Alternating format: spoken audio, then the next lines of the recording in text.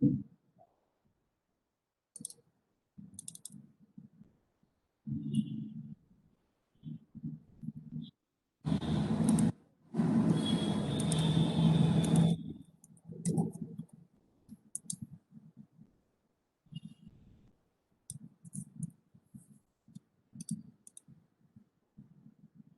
PPT visible है आप लोग को?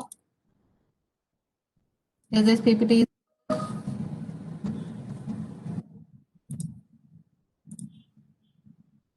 Okay fine. See, salary chapter में there are number of things which we have suppose to discuss. Salary के इसमें हमने एलिमेंट्स है कि व्हेन वी विल टॉक कि एक एम्प्लॉयर और एम्प्लॉय की, सबसे पहले इस चैप्टर में जोन से इनकम आएगी, there must be a employer employ relationship. एक एम्प्लॉयर होगा, एम्प्लॉयर एम्प्लॉय रिलेशनशिप में काम कर रहे होंगे, देन द अमाउंट जो भी रिसीव कर रहा है वो अपने एम्प्लॉयर से will be taxable under this salary है। As currently we are teaching, हम आप लोग को पढ़ा रहे हैं, आईसीएमआई ने हम लोग को हायर करा है to teach you people here. यहाँ पर जो आईसीएमआई और हमारा लिंकेज है, that is not employer employ का रिलेशनशिप नहीं है। They hired for a certain purpose for certain time, उसमें क्लासेस रेंडर करी, they are going to pay us, but we are not having the employer employ relationship. In that case जो remuneration या जो भी हम honorarium receive कर रहे हैं from the institute, that is going to be taxable under the head other sources. या हम पेपर चेकिंग की बात करें कि पेपर चेकिंग से अगर कुछ पैसा मिल रहा है, that is not under this. No principal agent is not the salary type of person. There is no employer-employee relationship over there. Even जैसे पेपर चेकिंग का कोई टास्क कर रहे हैं, that is also not covered under the employer employ relationship, और वो income भी other sources के हेड में जाएगी। The basic condition here is कि आपका एम्प्लॉयर एम्प्लॉय रिलेशनशिप होना चाहिए, तभी आपकी इनकम को इसके अंदर एडअप किया जाएगा। इवन जो हमारे सांसद में जितने मेंबर्स बैठते हैं, ये सरकार के, ऑल तो कहते हैं ना सरकार के रिप्रेजेंटेटिव है, but they are not the government employees. Even जो इनको भी फीस मिलती है, जो इनको पैसे मिलते हैं, that is taxable under the head other sources, salary के हेड में नहीं आते। As we are having a shortage of time, और we I just want to cover the salary का all part, we are going to do it in a shorter way so that we can cover all the things. ठीक है, first of all मैंने आपके सामने यहाँ एक format बनाया है so that you can get the idea कि सैलरी के हेड में हमने क्या क्या चीजें पढ़नी है और किस तरीके से उनको वर्कआउट करेंगे. Definitely we are going to do the questions on certain specific parts as well. अब now in your screen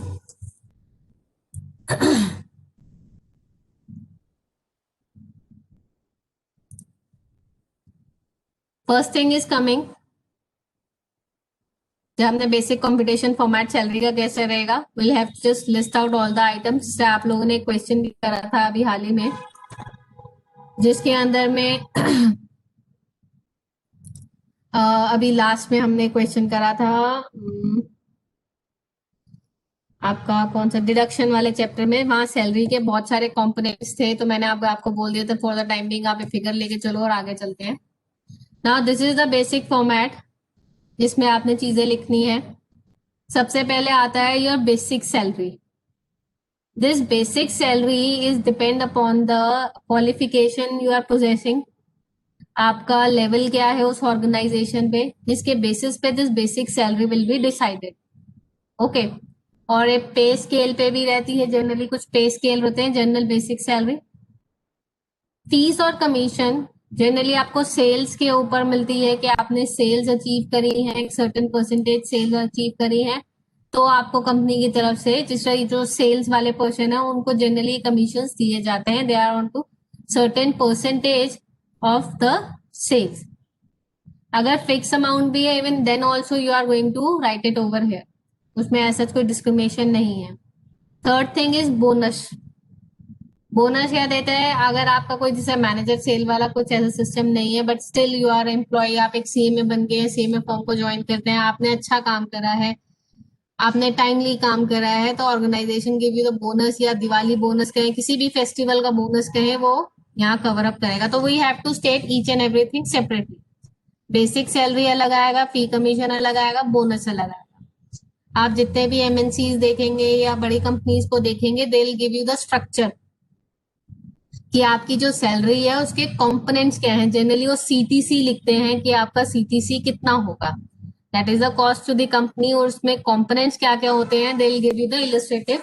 और हर महीने आपको एक सैलरी शीट्स भी पकड़ाई जाती है जिसमें सारा स्ट्रक्चर होता है, बेसिक कितना आपको मिल रहा है, बोनस कितना मिला है, कुछ अलाउंसेस वगैरह की बात भी की जाती है।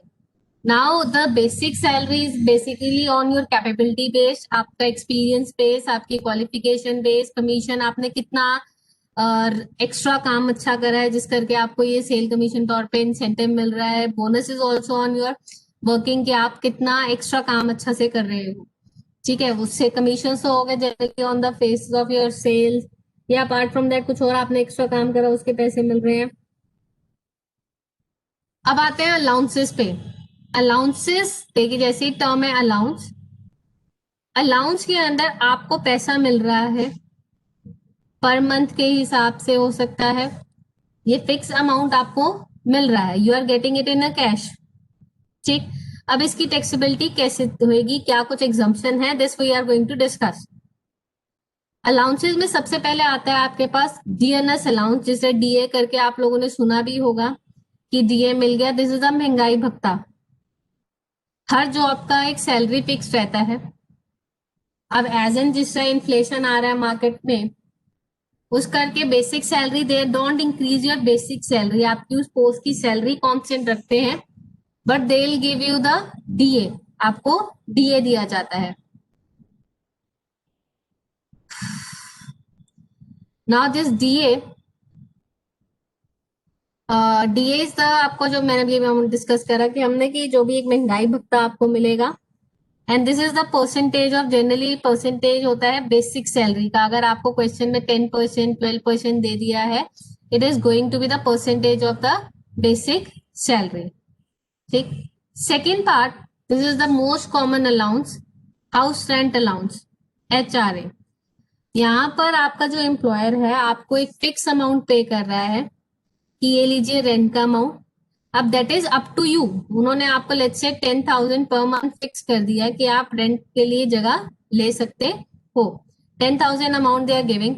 नाउ अगर आपने 6,000 वाला लिया है, 12,000 वाला लिया है, 20,000 वाला लिया है, it is up to you, but उन्होंने आपके लिए कोई इंतजाम नहीं करा है। यहाँ per employer is giving you the पैसे कि भैया ठीक है ये पैसे पकड़ो, अपने घर का इंतजाम खुद करो। अभी हम ऐसे केसेस भी पढ़ेंगे जहां पर वो आपको घर भी दे रहे होंगे, तो that is the part of perks, perquisites है, उनको हम सेपरेटली डील करेंगे। करंटली हम अलाउंसेस की बात कर रहे हैं जिसमें सबसे पहले आपको कैश दिया गया और ये आया HRA अलाउंस। HRA अलाउंस अगर कंपनी आपको दे रही है वो पूरा टैक्सेबल नहीं होता, जैसे डीए में हमने देखा there is no exemption, it is fully taxable. HDA आपका क्या है, फुल्ली टैक्सेबल है, ठीक। HRA में they give you the exemption. यहाँ एग्जम्पशन कैसे आप निकालेंगे, 3 पैरामीटर्स है, क्या है इसमें 3 पैरामीटर्स है। फर्स्ट इज कि आपको कितना HRA एक्चुअल में रिसीव हुआ है, फर्स्ट थिंग। सेकेंड इज आपने कितना किराया पे करा है, minus 10% of the salary for the relevant period. Third point, 50% of the salary अगर आप मुंबई, दिल्ली, कोलकाता और चेन्नई में है, otherwise 40% of the salary in case आप किसी और सिटी में है। आप तीनों फैक्टर्स को कैलकुलेट करेंगे और इनमें से जोन सी फिगर लोअर होगी उसकी एग्जम्पशन आपको मिल जाएगी। इसके ऊपर हम एक क्वेश्चन करते हैं, the question is given in the next slide, आगे है मिलेगा आपको। Here's the क्वेश्चन, मिस्टर राजकुमार है, उनको अपने एम्प्लॉयर से सब चीजें मिली हैं, देखेंगे क्या क्या मिला है। बेसिक पे DA 3,000 पर मंथ, बेसिक पे DA is 600 per month, commission is 6,000 पर annum, there is no specific percentage, flat amount दिया गया है। Motor car for personal use expenditure met by the employer 500 पर एनम, HRA दिया 900 per month. What you are required to compute here? Question ने क्या बोला है, find out the amount of HRA eligible for exemption to mister Rajkumar assuming that he had paid a rent of 1000 per month for his accommodation at Kanpur. City कौन सी है, कानपुर है। This is not a metro city, metro city में होता तो हम लेकर चलते 50% वाला। अब हम कौन सा लेंगे, 40% वाली रेंज लेके चले। नाउ द क्वेश्चन इज, ठीक है यहाँ पर एचआरए हमें दिख रहा है कि एचआरए कितना मिला है।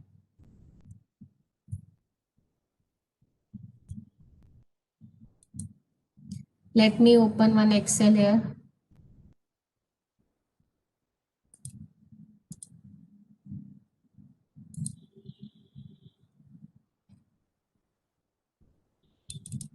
सैलरी चैप्टर इज बेसिकली थोड़ा सा आपके लिए बच्चों को लगता है डिफिकल्ट है, बहुत मुश्किल है, but it is not that much मुश्किल।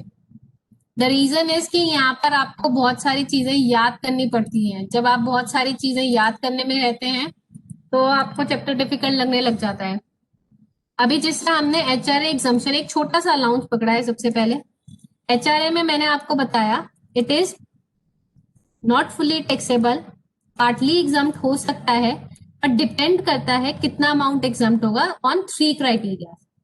फर्स्ट थिंग हमने क्या लिया, आपने जब भी ये बनाएंगे और जैसा फॉर्मेट में देखा, आपने एचआरए रिसीव लिखना है। एचआरए रिसीव इस क्वेश्चन में दिया हुआ है 900 पर मंथ, ठीक है। ये क्वेश्चन में 900 पर मंथ, तो हमें अमाउंट कितना मिला, 10,800 का पूरा है। अब इसके नीचे आप एग्जाम्पशन बनाएंगे कि एग्जाम्प्ट कितना होगा। एग्जाम्प्ट के लिए मैंने आपको बताया था 3 क्राइटेरिया। फर्स्ट क्राइटेरिया इज कितना एचआरए रिसीव्ड हुआ है, वो लिखेंगे, this is the amount of HRA received, ये लिखा हमने। Second part they are saying कि आपने लेना है rent paid minus 10% of salary. And next is as this is a Kanpur city, तो यहाँ पर हम 40% ऑफ सैलरी करेंगे। तो डिफिकल्टी हियर अराइजेस कि ये सैलरी का मतलब क्या है। अभी हमने डिस्कशन में देखा कि सैलरी के तो बहुत सारे कंपोनेंट हैं, तो यहाँ सैलरी में हम कौन कौन से आइटम्स को लेकर चलेंगे। एचआरए के लिए जो सैलरी का मतलब यहाँ होगा, एचआरए के लिए सैलरी का मतलब होता है कि आप एक बेसिक सैलरी लेंगे, 3 एलिमेंट्स लेने हैं, ज्यादा कुछ बड़ा नहीं लेना है, 3 एलिमेंट्स है। डीए लेंगे provided it forming part of salary. अब ये जो फॉर्मिंग पार्ट होता है, not forming part of the salary, इसका मतलब क्या है, ये बेसिकली रिटायरमेंट बेनिफिट्स के लिए जो सैलरी की वर्किंग लेते हैं, तो there is a rule in the organisation कि उसमें डीए एलिमेंट को इंक्लूड करा जाएगा या नहीं करा जाएगा। तो अगर तो रिटायरमेंट बेनिफिट्स के लिए डीए वाले पार्ट को इंक्लूड करा जाएगा, देन तो you have taken it here, तो आप इस फिगर को यहाँ डालेंगे, otherwise you will ignore it, ठीक है। अगर आपको जी क्वेश्चन साइलेंट है, क्वेश्चन नहीं है, मैं बता रहा कि फॉर्मिंग वाला है या नॉट फॉर्मिंग वाला है, सिंपली डीए लिखा है, in that case you will take it as कि वो नॉट फॉर्मिंग पार्ट है, तो आप अपनी तरफ से एग्जम्पशन लगा के फॉर्मिंग वाला नहीं लेंगे। कमीशन लेंगे जो होगी परसेंटेज ऑफ टर्नओवर, आपने सिर्फ वही कमीशन लेना है, कोई फ्लैट कमीशन दे रखा है पर मंथ वाला कमीशन है, you have to ignore that. आपने कौन सा वाला लेना है, जो परसेंटेज वाला होगा उसी कमीशन को लेके चलना है, ठीक। अब जैसे यहाँ पर हम एचआरए कैलकुलेट कर रहे हैं for a year, full year के लिए हम कंप्यूटेशन कर रहे हैं, तो ये सारे फैक्टर्स भी फुल ईयर के होंगे, you are not going to take it for 1 month, आपने इसको पूरे ईयर के लिए ही, फुल ईयर के लिए ही लेकर चलना है। तो basic salary component is 3000 per month, 3000 per month, 36,000. DA, first to find out कि whether DA is forming part of the salary or not. अगर यहाँ देखेंगे तो DA normally लिख दिया 600 per month, but here they give you the clue कि this is a forming part of retirement benefit. तो हम सीधा इसके अंदर exact 600 per month लेंगे। Now this commission is on flat commission, per annum की कमीशन दी है, परसेंटेज वाली नहीं दी, तो विल टेक इट एट 0। तो total salary here for the HRA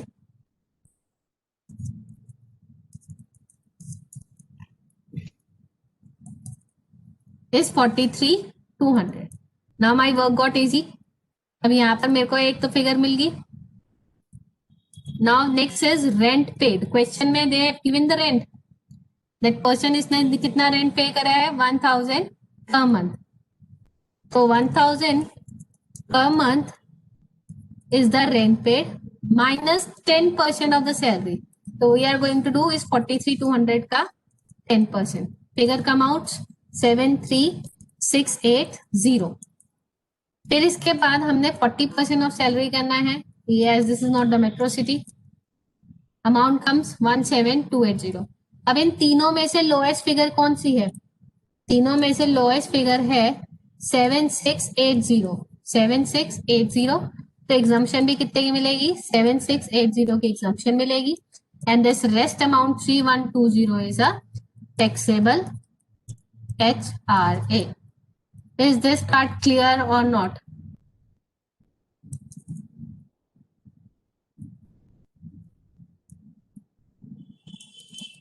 Now the main concern arise here कि यहाँ पर फैक्टर्स कौन कौन से हैं? We are taking HRA, rent paid, salary, basic DA, salary means basic DA, commission, और this 40% state matters here. अगर आपका कोई भी कंपोनेंट चेंज हो जाता है, लेट्स से आपका HRA चेंज हो जाता है, HRA पार्ट अगर आपका चेंज हो जाता है, अभी जिस क्वेश्चन में 900 का मिल रहा था, 900 की जगह आपको 600 का मिल रहा है, ठीक। फिर उसके बाद 600 का मिला 5 मंथ्स के लिए, 900 का मिला रेस्ट 7 मंथ्स के लिए। इन दैट केस आप 5 मंथ्स की वर्किंग सेपरेट करोगे, 7 मंथ्स की वर्किंग सेपरेट करोगे। Whenever there is change in any factor, अगर मान लो आपका रेंट पेड चेंज हो जाता है, तो आपने रेंट पेड जब पहले अलग था तो अलग वर्किंग करनी है, उसके बाद में सेपरेट वर्किंग करनी है। सैलरी के कंपोनेंट में कोई चेंज हो रहा है, सैलरी हाइक हो रही है, तो जैसे ही कोई एलिमेंट आपका चेंज होगा तो आपने उस रिस्पेक्टिव पीरियड की सेपरेट वर्किंग करनी है, आप टोटल वर्किंग नहीं करोगे।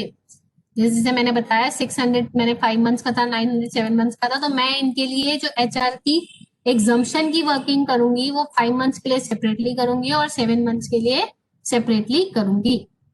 ठीक है, is this part is clear और नॉट?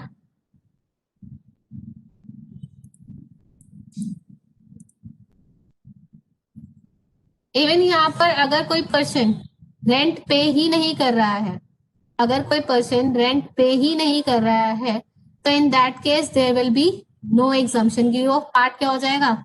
नेगेटिव हो जाएगा।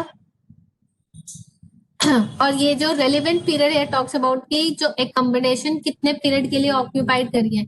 लेट्स से इस पर्सन ने 8 मंथ्स के लिए सिर्फ ऑक्यूपेंसी रखी है, कहीं किराए पे गया, 4 मंथ्स के लिए नहीं गया, पर HRS को 12 मंथ्स का मिला है। इन दैट केस आप सिर्फ 8 मंथ वाले के लिए एग्जाम्शन की वर्किंग करोगे, रेस्ट 4 मंथ्स वाला होगा फुल्ली टैक्सेबल, क्योंकि एज वहां पर रेंट पेड नहीं है और नेगेटिव हो जाएगा।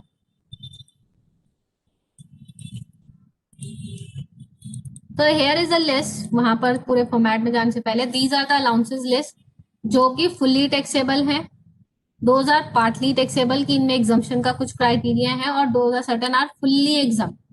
ठीक है, तो जो टैक्सेबल है इनको एक बार देखेंगे। Entertainment allowance, DA, over time allowance, fix medical allowance, city compensatory allowance, interim allowance, servant allowance, project allowance, tiffin lunch dinner allowance, any other cash allowance, warden allowance, non-practicing allowance, even जो transport allowance है, earlier it was fully, इसमें कुछ exemption का criteria था, after coming the standard deduction ये हटा दिया गया। अभी करंटली जो ट्रांसपोर्ट अलाउंस की एग्जाम्पशन मिल रही है only to blind, deaf and डम और ऑर्थोपेडिकली हैंडीकैप एम्प्लॉयज को ही मिल रही है, एंड दिस अमाउंट इज 3200 पर मंथ। ठीक है, these are your fully taxable. अगर आपको ये अलाउंसेस दिख रहे हैं लिस्ट के अंदर, तो आपने इनको पूरा टैक्सेबल कर दिया है। HRA we discuss, now we move towards the special allowances. These are the special allowances.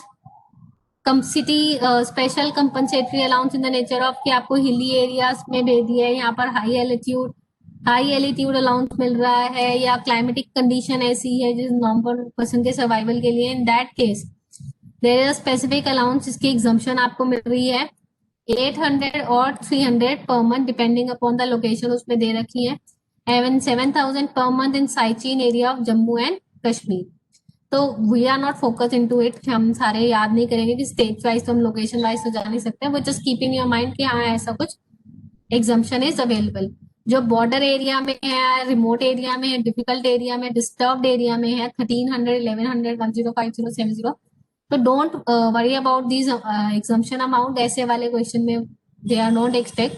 हाँ, जिससे ये वाला है special compensatory allowance tribal area schedule area में भेज दिया है, तो अगर आपको कुछ भी अमाउंट मिल रहा है, let's say they are giving you 600, तो आपका एग्जाम्प्ट कितना होगा, 200 एग्जाम्प्ट होगा। You have to simply reduce 200 is 400 per month is going to be your taxable allowance।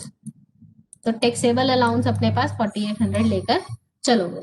Now this is for the person जो ट्रांसपोर्ट कंपनीज में काम करते हैं, जहां पर एक जगह से दूसरी जगह से सामान लेके जाना होता है या लोगों को लेके जाना होता है, इसके अंदर आपके ट्रांसपोर्टर्स आ गए।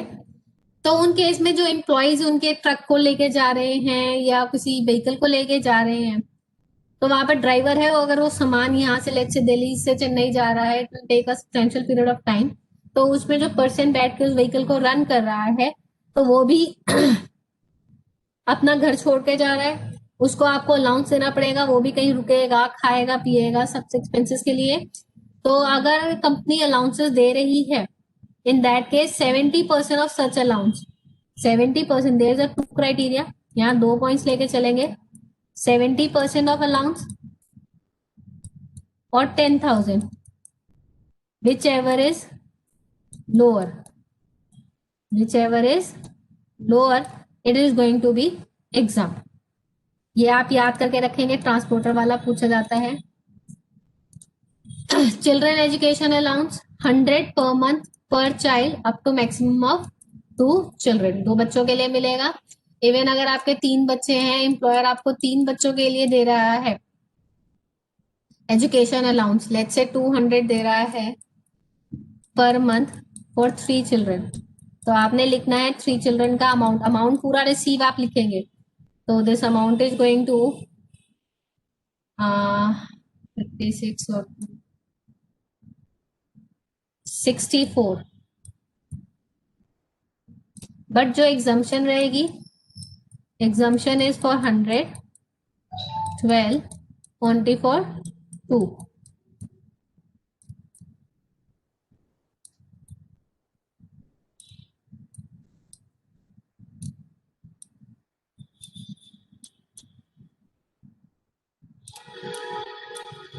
We are going to do it like this.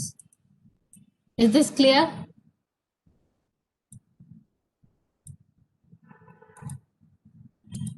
ये पार्ट क्लियर है?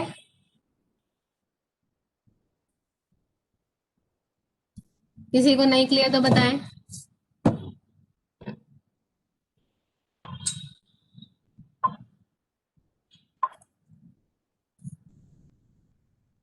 Next is hostel expenditure allowance. Hostel के केस में they are giving you 300 per month per child up to maximum of 2 children. Same way we're going to calculate.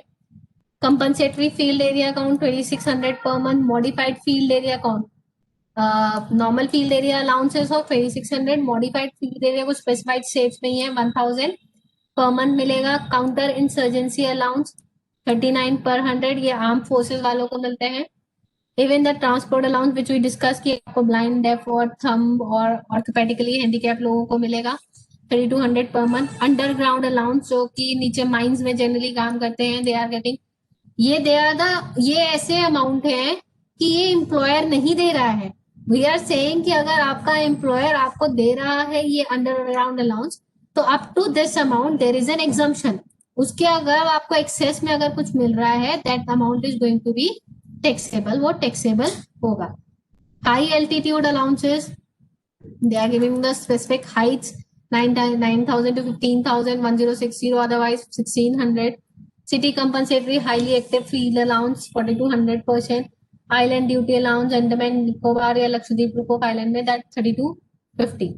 तो इसमें generally जो आप majorly अपने पास याद रख के चलेंगे, हॉस्टल का, चिल्ड्रन एजुकेशन का, ट्रांसपोर्ट का, इवन दिस अंडरग्राउंड अलाउंस, और ये जो ट्रांसपोर्ट सिस्टम वाला है इसको ध्यान रख के चले। इनको अच्छे से याद करके रखेंगे अपने पास में। Now here is the question. Mr. Shrikant has two sons. He is in receipt of children education allowance for 150 per month for his elder son and 70 for his younger son. Both in son are going to school. He also received the following allowances: transport allowance 1800 per month, tribal area allowance 500 per month. अभी आपको ध्यान ना हो अगर तो tribal area में we have discuss कि tribal area का 200 पर मंथ की एग्जम्पशन रहेगी। और ट्रांसपोर्ट अलाउंस सिर्फ किनको मिलना है? डेफ, डम और ऑर्थोपेडिकली हैंडीकैप और लोगों को मिलना है सर। तो यहाँ पर आपने किस तरीके से वर्कआउट करना है? Select 150 per month for the elder son. तो इस बच्चे की कितनी मिलेगी? 100 की एग्जम्पशन मिलेगी। Only going to be exempt 100। तो 100 ये नहीं करना कि आपने 150 दोनों का क्लब करा और फिर उसके बाद पूरी 24 की एग्जम्पशन देनी है, नहीं ऐसा नहीं होगा। 150 में से तो 100 की एग्जम्पशन मिल जाएगी, into 12 600 is going to be taxable. दूसरे बच्चे को 70 का अमाउंट मिल रहा है तो 70 इज गोइंग टू एग्जाम्पल। आप इसमें से 100 माइनस करके नेगेटिव नहीं करेंगे फिगर को, कीप इन दिस माइंड, ठीक है। और नेल आ जाएगा 1600 going to be taxable, 600 going to be taxable. Transport allowance fully taxable होगा क्योंकि यहाँ पर अभी कोई स्पेसिफिक कंडीशन नहीं बताई है कि डम और डेफ और लाइन ऐसी सिचुएशन नहीं बताई है, फुल्ली टैक्सेबल होगा। ट्राइबल एरिया में विल एग्जाम 200, तो 300 पर month is going to be taxable. Is this question is clear?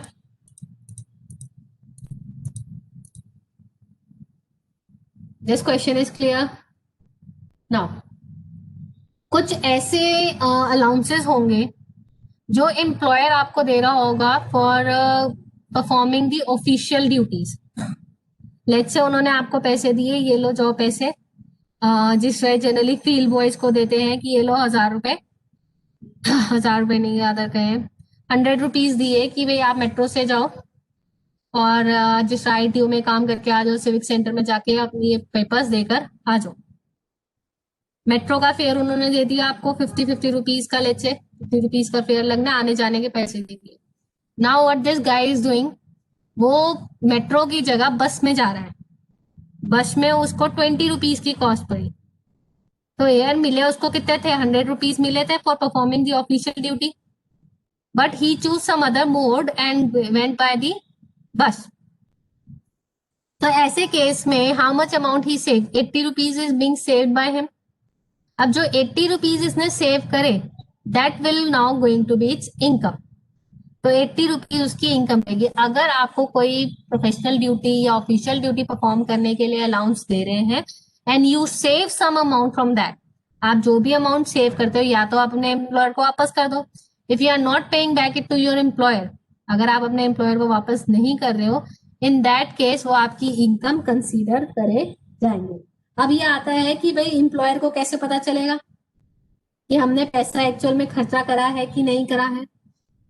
He is going to ask you for the invoices. वो आपसे इनवॉइस मांगेंगे। अगर आपने इनवॉइस दे दिए पूरे अमाउंट के, तो मेट्रो वाला तो इज अ माइनर एग्जांपल, हम यहाँ बड़े एक्सपेंसेस की बात कर रहे हैं। लेट्स से आपको बाहर ट्रिप पे भेज दिया है, टूर पे भेजा है, वहाँ 5 डेज का आपने होटल लिया, खाने पीने का खर्चा, अगर तो आप उनको दे देते हैं बिल, तो वो कहते हैं इतना एक्सपेंस आपने कर लिया है। If you are not giving any bill, आप उनको कोई बिल नहीं दे रहे हो, इन दैट केस वो कहेंगे आपने अमाउंट सेव कर लिया है और वो आपका टैक्सेबल कर दिया जाएगा।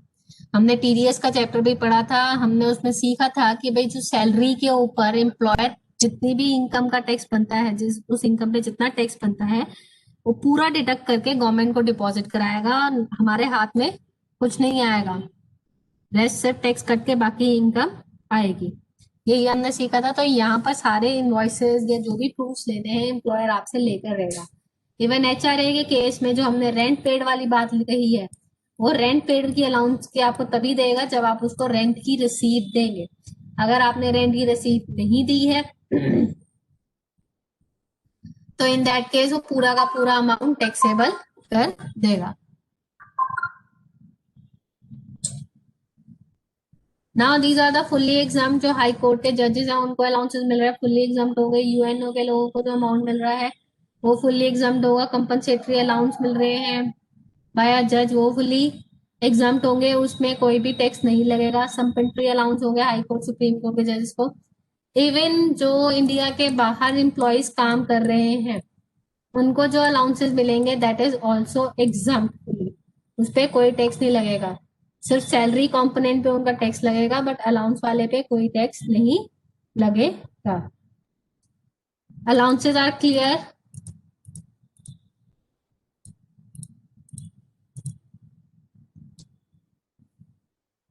Allowances are clear?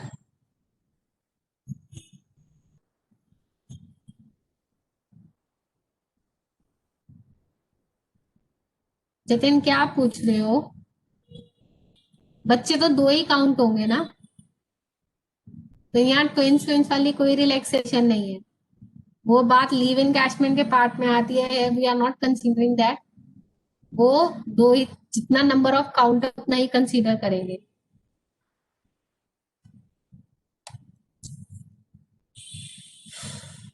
ना आपका जो फॉर्मेट है, आपने फॉर्मेट में बेसिक फीस कमीशन ये सारे अलाउंसेस लिखिए, कुछ एग्जाम होंगे लेस करके आप आउटर एरिया में फिगर भेजेंगे। सारे अलाउंसेस आ गए, तो यहाँ अलाउंसेस तक के सब में देखेंगे एग्जाम का वही हमने नीचे सेपरेटली बनाया है।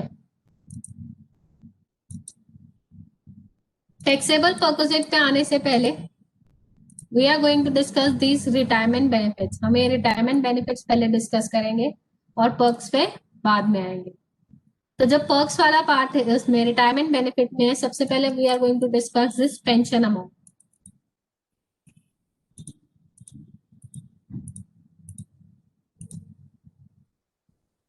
पेंशन में देखिए आप दो कैटेगराइजेशन दिया है, एक तो कम्यूटेड लिखा है, दूसरा लिखा है अनकम्यूटेड। अनकम्यूटेड का मतलब क्या होता है कि आपको पीरियोडिकली ये अमाउंट मिल रहा है। जैसे कि पर मंथ की हम बात करें, पर मंथ पेंशन मिल रही है। अनकम्यूटेड में आपको लमसम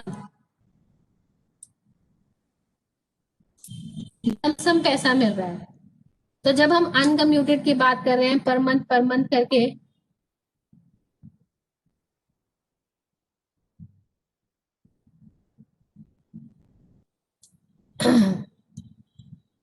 पर मंथ का अमाउंट अगर मिलेगा तो that is going to be fully taxable, चाहे आप किसी भी कंपनी के एम्प्लॉय हो। ठीक है। अगर आपको लमसम अमाउंट मिलता है, if you are taking the lump sum pension amount, कि आपके पास ऑप्शन रहती है कि पेंशन को आप कम्यूट करा लो और एक लमसम अमाउंट ले लो।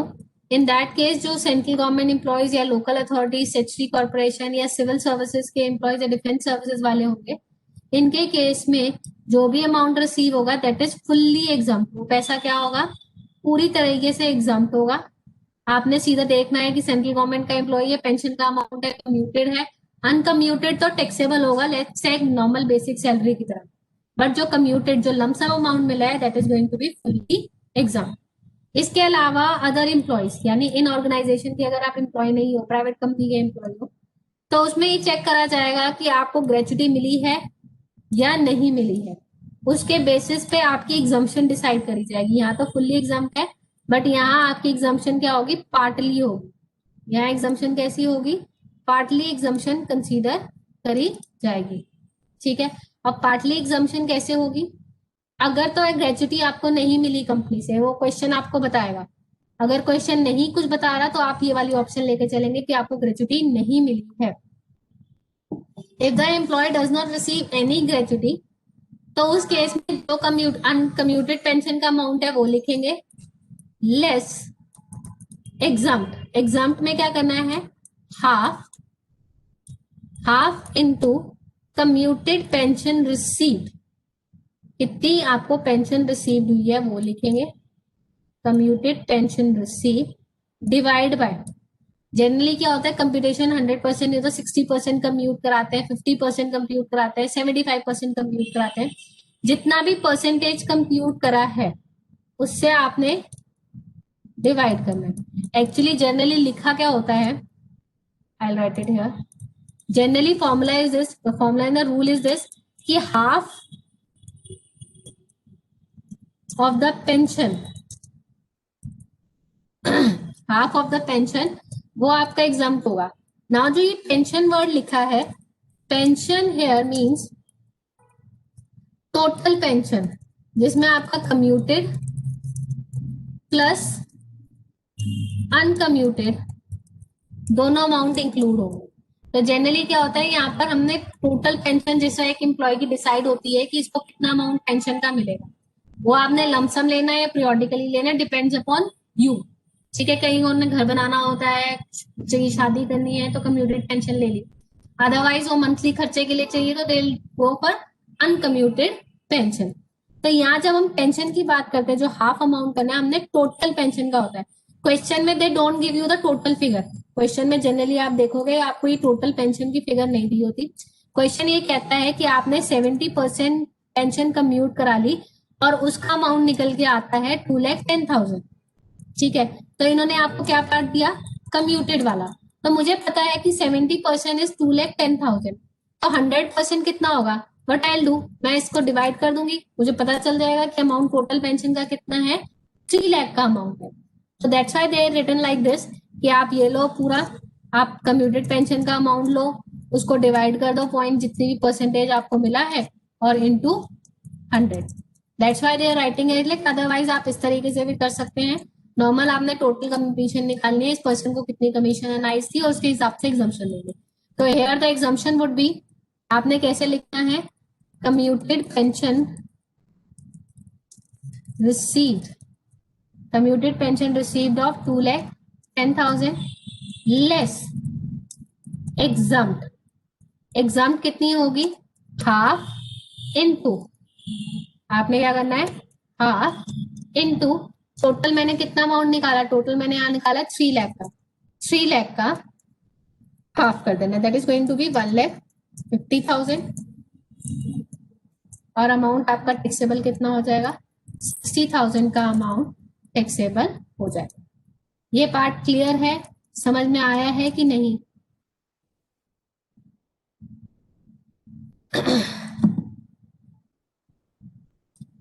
बताएंगे ये पार्ट क्लियर है कि नहीं क्लियर?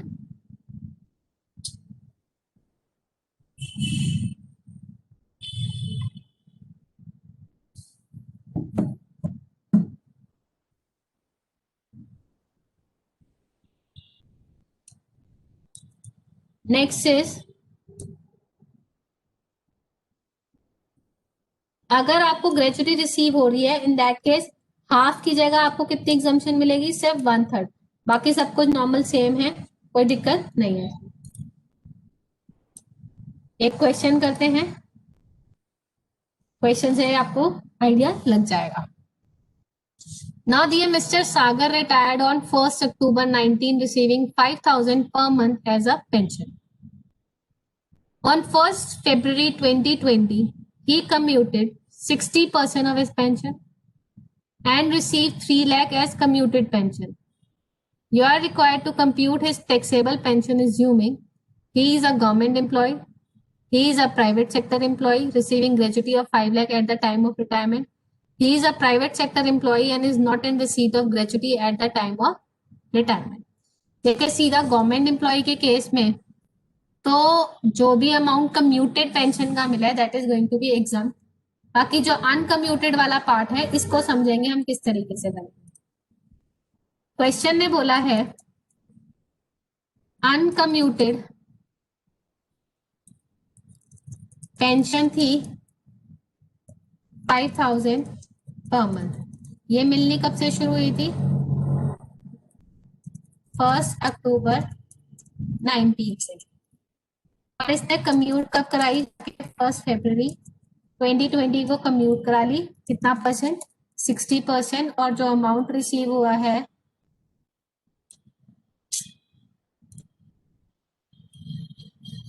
इस 3 लाख।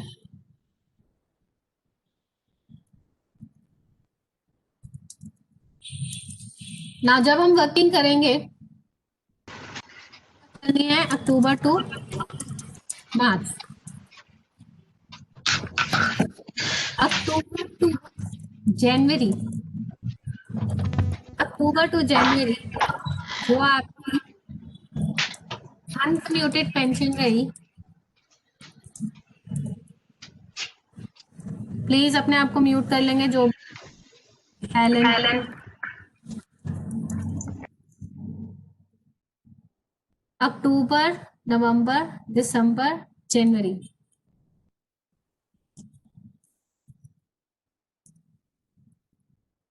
पूरा अमाउंट आया 5000 पर मंथ का।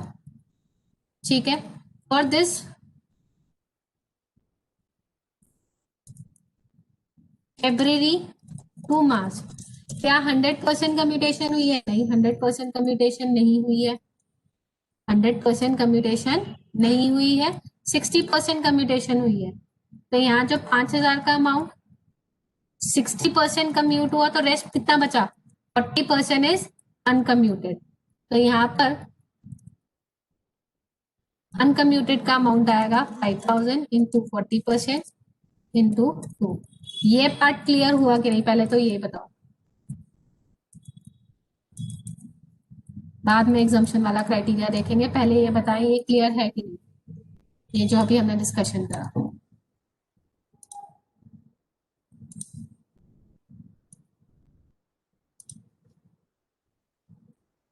अनकम्यूटेड वाला पार्ट क्लियर। नेक्स्ट चलते हैं आप कम्यूटेड वाले पार्ट पे।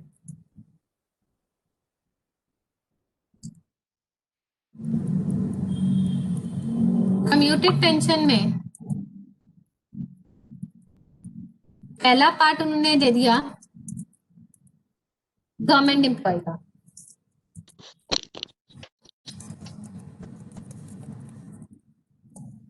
गवर्नमेंट एम्प्लॉय वाले में जितना भी अमाउंट रिसीव हुआ एज इट इज 3 लाख, ये एग्जाम्प्ट हो जाएगा।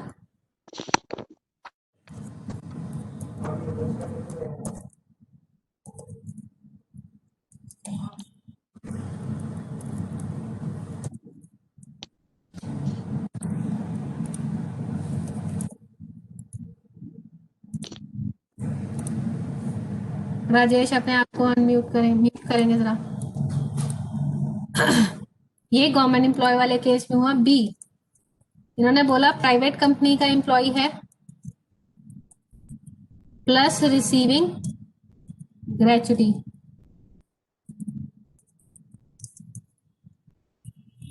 रिसीविंग ग्रेचुटी वाले केस में हमने पढ़ा कि आप सबसे पहले क्या लिखेंगे? पेंशन लिखेंगे, पेंशन रिसीव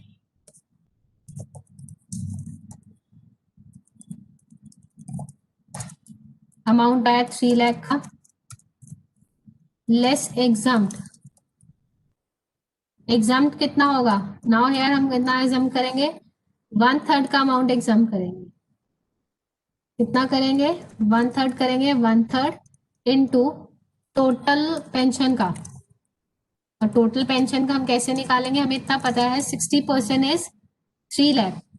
अगर 3 लाख है 60%, तो 100% वुड बी 5 लाख। 100% कितनी होगी? 5 लाख की अमाउंट होगी। तो यहाँ पर 1/3 किया जाएगा 5 लाख का।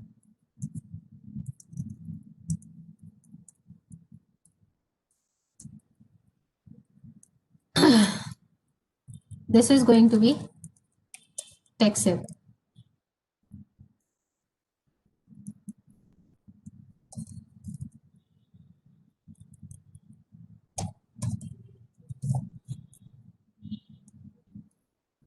नेक्स्ट केस में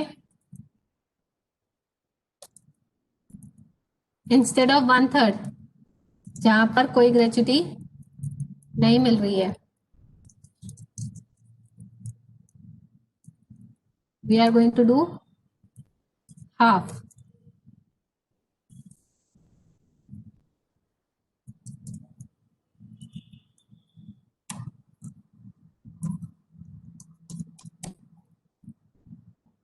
Is this part is clear? Computation of pension is clear or not?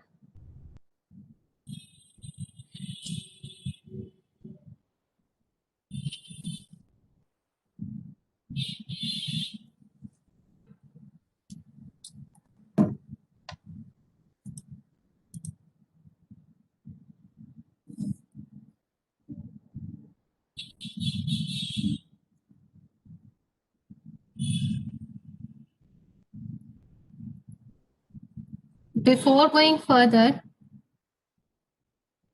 एक बार पेंशन का क्वेश्चन आप अपने मॉड्यूल से करेंगे।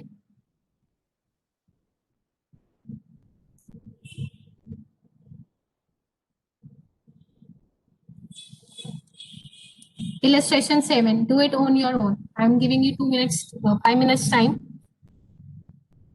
They illustration 7 करेंगे and give me the answers.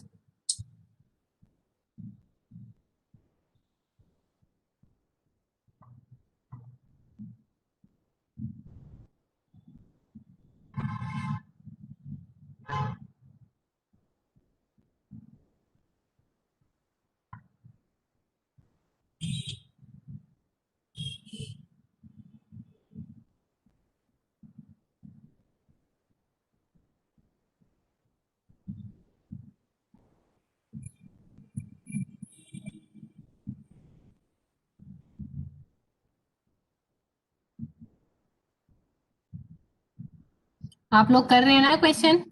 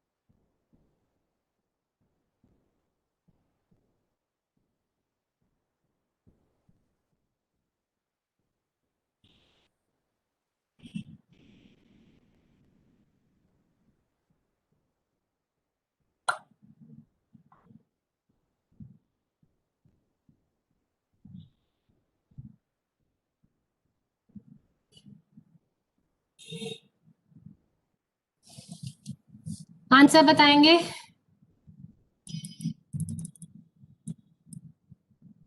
Very nice.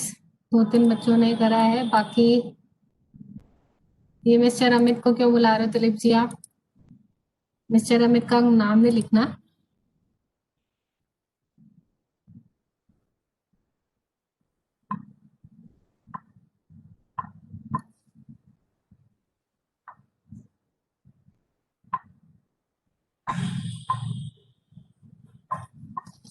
Answer आगे सबके?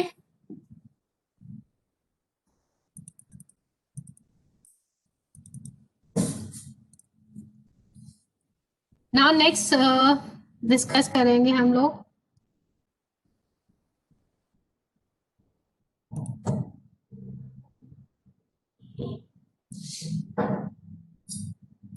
Gratuity part. अगर तो ग्रेचुटी आपको ड्यूरिंग योर सर्विस रिसीव हो रही है, that is going to be fully taxable. अगर रिटायरमेंट के टाइम पे, डेथ के टाइम पे रिसीव हो रही है, इन दैट केस अगर आप सेंट्रल गवर्नमेंट के एम्प्लॉय हैं, सिविल सर्विसेज के मेंबर हैं, लोकल अथॉरिटी के एम्प्लॉयज हैं, इन दैट केस ये पूरा का पूरा एग्जाम होगा।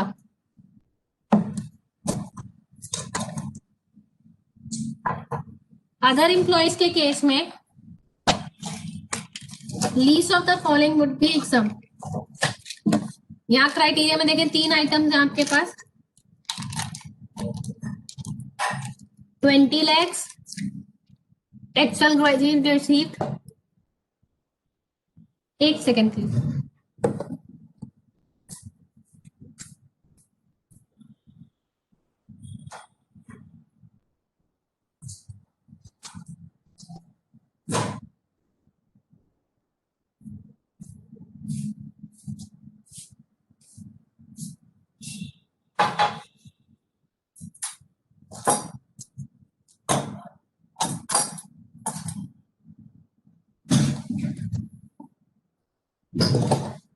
सॉरी, हाँ जी, इसमें देखेंगे least of the following 20 lakhs actual gratuity received.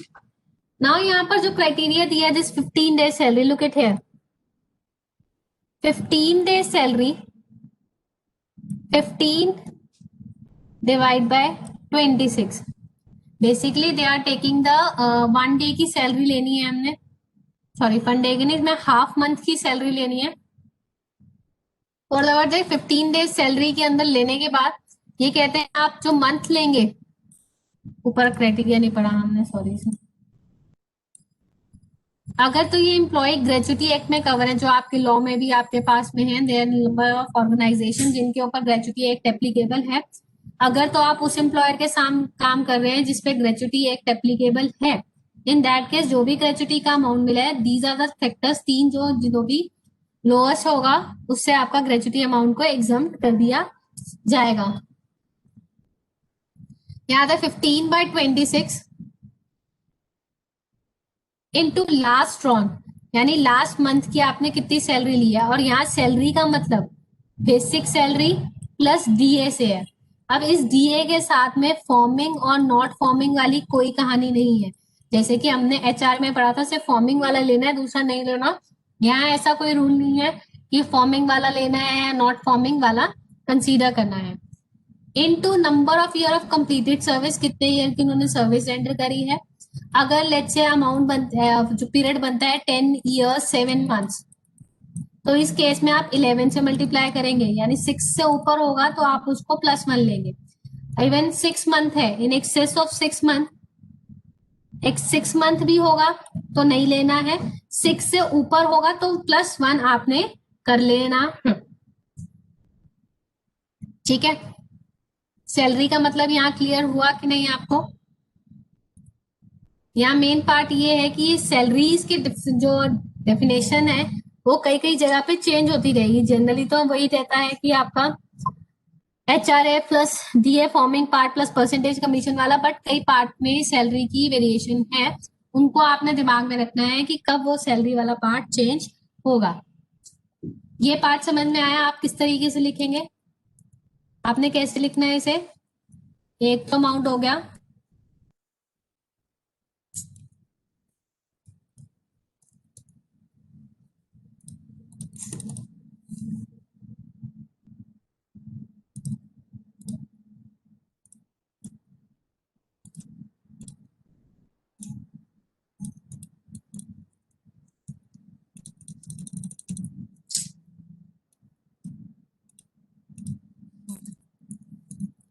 आप ग्रेजुएटी के केस में कैसे लिखेंगे, gratuity received less exempt least of following. First part is वही ग्रेजुएटी रिसीव्ड आ जाएगा, कितनी ग्रेजुएटी मिली है। Second amount they give you 20 lakhs की limit.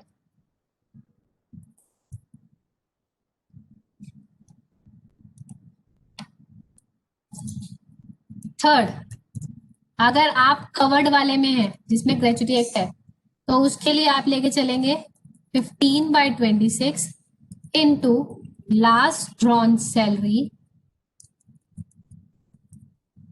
Into number of year of completed service or in excess of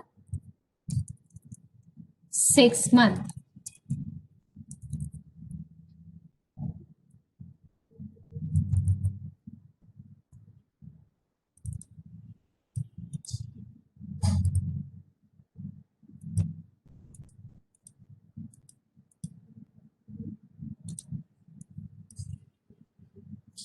ठीक है, अब जो last drawn salary का मतलब यहाँ आएगा, लास्ट ड्रॉन सैलरी है, लेट्स से अगर ये पर्सन अक्टूबर में रिटायर हो रहा है तो आप सितंबर की सैलरी लेंगे, जो सितंबर की उसने सैलरी विड्रॉ करी है अपनी, सितंबर की सैलरी में कौन से कंपोनेंट लेने, बेसिक सैलरी प्लस जीए नॉर्मल, लास्ट मंथ की आपने सैलरी लेनी, जो भी सैलरी लास्ट ड्रॉ करी है वो ले लेनी। ठीक है, इस तरीके से आप तीनों फिगर्स को निकालेंगे और number of year of completed service की उसने ऑर्गेनाइजेशन में कितना पीरियड काम करा है। लेट्स से अगर ये 10 इयर्स का कंप्लीट ईयर, मतलब पूरा एक कंप्लीट ईयर लेके चलना है, 10 इयर्स, अभी मैंने आपको एग्जांपल भी बताया था एलन कि 10 इयर्स और 7 मंथ किसी पर्सन ने काम करा है, तो जो number of year completed service जो कंसीडर करे जाएंगे, ऑल्दो कंप्लीट 10 इयर्स है, plus even in excess of 6 month, जिसे 7 मंथ लिखा है, it is he work in excess of 6 month, तो उसको +1 की तरह राउंडिंग ऑफ करके 11 की कंसीडरेशन करेंगे, 11 कंसीडर करेंगे। Be little attentive.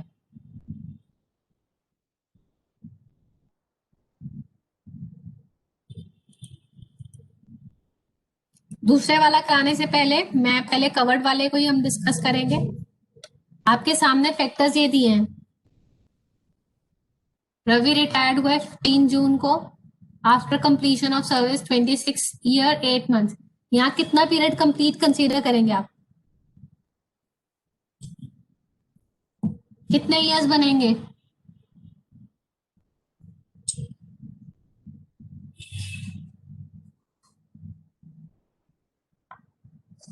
बिल्कुल करेक्ट, 27 हम लेकर चलेंगे।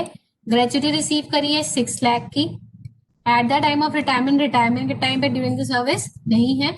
इसकी salary 5000 per month, DA 3000 per month, 60% forming part. Covered वाले के लिए 60% की कोई रेलेवेंस नहीं रहेगी, कमीशन का भी हमने कुछ नहीं करना, बोनस का भी कुछ नहीं करना। ठीक है, हमने टैक्सेबल ग्रेजुटी निकालनी है if it is covered under the payment of gratuity. तो आपने क्या क्या फैक्टर लेके चलना है, पहले ग्रेजुटी का अमाउंट लिखेंगे 6 lakh less exam least of the following. First आएगा उसमें आपका gratuity receive 6 lakh, second is 20 lakh की maximum limit, third is 15 divide by 26 into last drawn salary, और लास्ट ड्रॉन सैलरी कितनी बनेगी, 5000 प्लस 3 8000 की कंसीडर करी जाएगी, into number of year of completed service, which is going to be 27. This is the way how we are going to work it. 6 lakh 20 lakhs और amount कितना निकल के आया 124,615। तो इनमें से लीज कौन सा हुआ 124,615, उसकी एग्जम्पशन थी, रेस्ट इज टैक्सेबल। करेंगे अपनी नोटबुक पे नोट करके देखेंगे, इसे 15/26 लास्ट ड्रॉन सैलरी का मतलब क्लियर करना है अपने पास।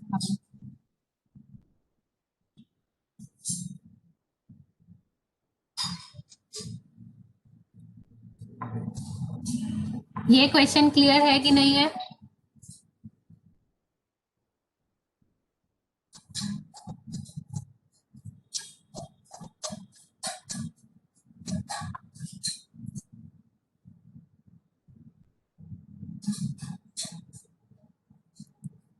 एक अपने मॉड्यूल से करेंगे मेरे सामने,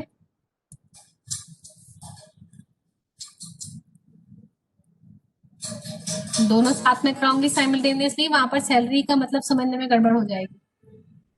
इलस्ट्रेशन 3 करेंगे, देखेंगे।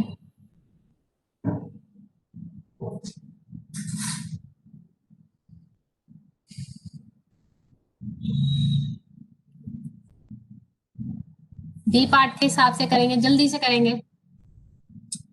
इसमें कितने पीरियड लेके चलेंगे आप?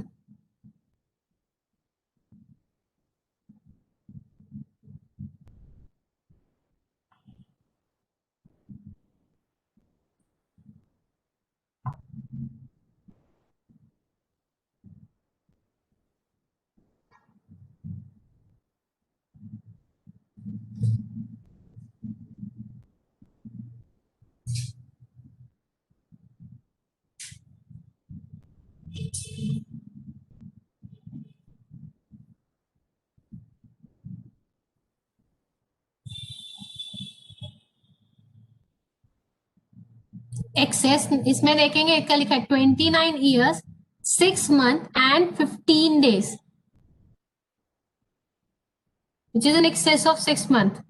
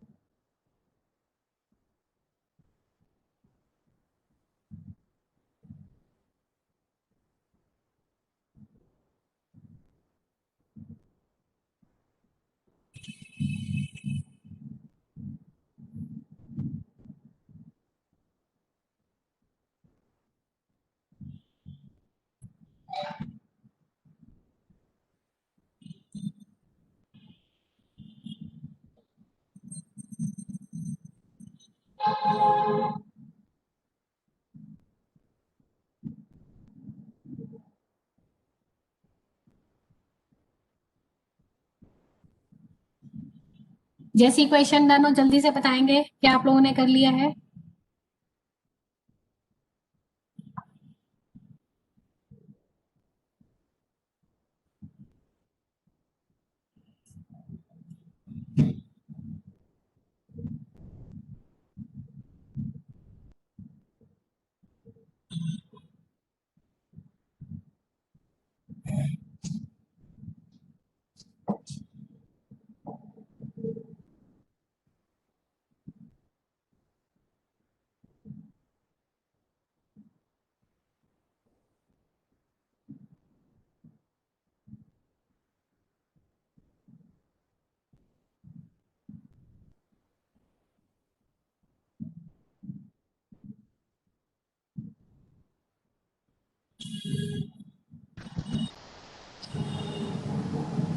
ओके राजेश डन, ठीक है।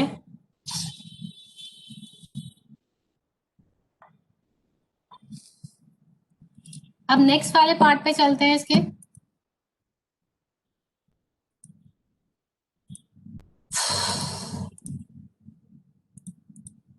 जहां हमने कहा है कि it is not covered under the payment of gratuity act, least of the following सारे फैक्टर सेम मिलेंगे, 20 lakhs actual gratuity receive, but जो लास्ट फैक्टर है ये वेरी करेगा स्लाइटली।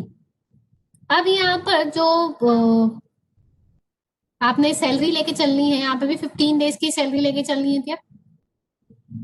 जैसे 15/30 करेंगे आप, 15/26 नहीं करेंगे, क्या करेंगे 15/30 लेके चलेंगे, into 10 months average, into 10 months average किसका करेंगे, बेसिक सैलरी बीए फॉर्मिंग वाला लेके चलना है, फॉर्मिंग पार्ट वाला, plus percentage sales commission into number of completed service. अब वो जो एक्सेस वाला पार्ट है उसको नहीं लेके चलना, जो एक्सेस भी होगा you have to ignore it. अगर 10 years है तो पूरे 10 years 7 months है तो will take 10 years only, fractions को हम इग्नोर करेंगे इस केस में। तो यहाँ करना क्या होगा, यहाँ तो हमने लास्ट मंथ की सैलरी ले ली थी,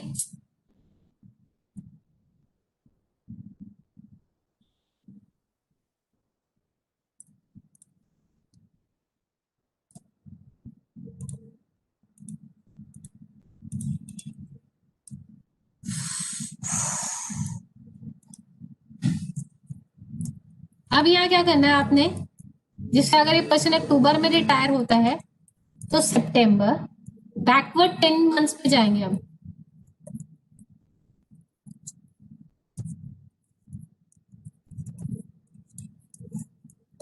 बैकवर्ड में चलेंगे तो यहाँ आएगा सितंबर, अगस्त, जुलाई, जून, मई,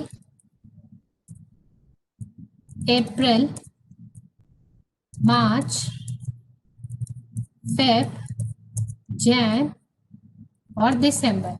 आप इस तरीके से 10 months बनाएंगे और इन 10 months का बेसिक सैलरी कितना था, डीए फॉर्मिंग वाला कितना है, और परसेंटेज कमीशन ऑफ टर्नओवर। तीनों एलिमेंट लिखेंगे, टोटल करेंगे, टोटल के बाद यू विल टेक दिया तो 10 मंथ्स का आ गया, जो सम करके आएगा तीनों का, जो भी तीनों फैक्टर्स का सम आएगा, ठीक है, उसको आपने सिंपली लेट्स से ये मेरे पास 1 लाख का अमाउंट आ जाता है, दिस इज गोइंग टू 20,000 और ये आता है 50,000। तो ये जो 170 है ये आया, इसका आपने एवरेज निकालना है, एवरेज में कितनी आ जाएगी, 17,000 की सैलरी निकल के आएगी। तो अब यहाँ पर हम करेंगे क्या, 15 डिवाइड बाय 30 इंटू 17,000 और into number of year, let's say मैं 28 ईयर्स लूं, तो इस तरीके से आपकी फिगर निकल कर आएगी। तो यहाँ थोड़ा सा एक्स्ट्रा काम आपके पास बढ़ जाएगा, फॉर्मिंग पार्ट वाले पे ध्यान देंगे, 60% होगा तो 60% लेंगे, डीए 50% होगा तो 50% लेंगे, अगर कुछ नहीं लिखा तो 0 लेंगे। अब इस क्वेश्चन में हमारे पास में दिया हुआ है, दोनों फैक्टर ऊपर के सेम है, 6 लाख और 20 लाख एज इट इज जाएंगे। अब जो सैलरी वाले कंपोनेंट में जाएगा 5,000 10 मंथ्स का, मतलब इसमें चेंज तो नहीं है इस क्वेश्चन में, इस क्वेश्चन में देयर इज नो चेंज, तो आपका 10 मंथ्स का एवरेज सेम ही निकल के आएगा। जहां पर ये बेसिक सैलरी डीए वगैरह में चेंज होता है वहां वेरिएशन आता है। तो basic salary 5,000 per month as it is लेंगे, डीए अपना 60% लिखा है इन्होंने, तो आप इसमें 60% ही लेके जाएंगे, पूरा नहीं लेके जाएंगे। 60% is going to be 1800, change नहीं है, सेम ही आएगी एवरेज। कमीशन परसेंटेज पे है, अब इन्होंने बताया 12 मंथ्स की 12 लाख है, तो यहाँ पर 10 मंथ्स की लेके चलेंगे, तो 10 मंथ्स की कितनी हो जाएगी, पहले तो 10 मंथ्स की वर्कआउट करेंगे, 10 मंथ्स की कितनी हो जाएगी बताया जी, अगर टर्नओवर 12 लाख है, अब टर्नओवर 10 लाख हो जाएगी, इंटू इसका 1%,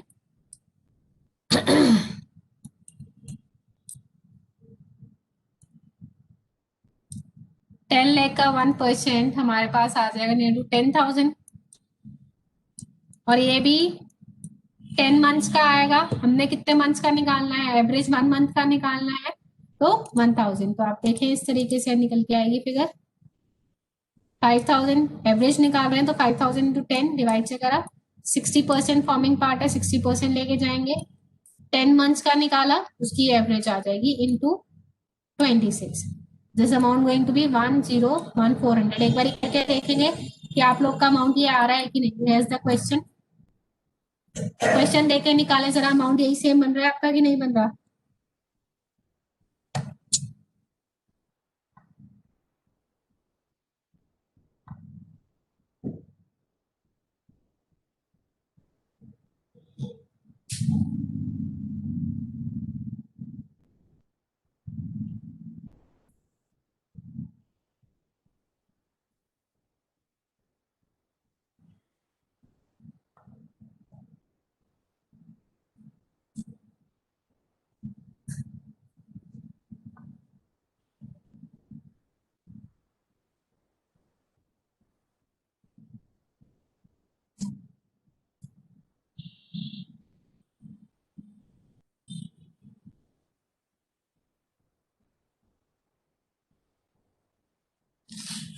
बताएं फिगर वही निकल के आ रही है आपकी नहीं।